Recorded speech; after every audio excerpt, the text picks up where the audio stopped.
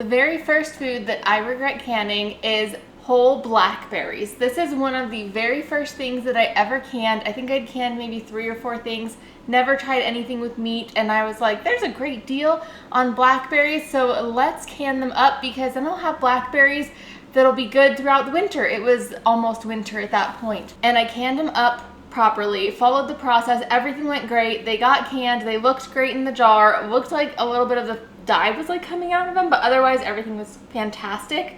I opened a jar and tried it, and it was the most mushy, flavorless thing I had ever tried. It was so just not right. So all the flavor had basically come out of the berries and all of the great texture, and it was basically just disgusting. So I would recommend that you freeze your berries if you want to keep them whole instead of canning them. But if you've canned them and it worked out well, let me know down below, what did you do and how did you get it to work out well? I do know canning blackberries in a jam works great. So if you're canning blackberry jam, that works, but I would not can whole blackberries ever again.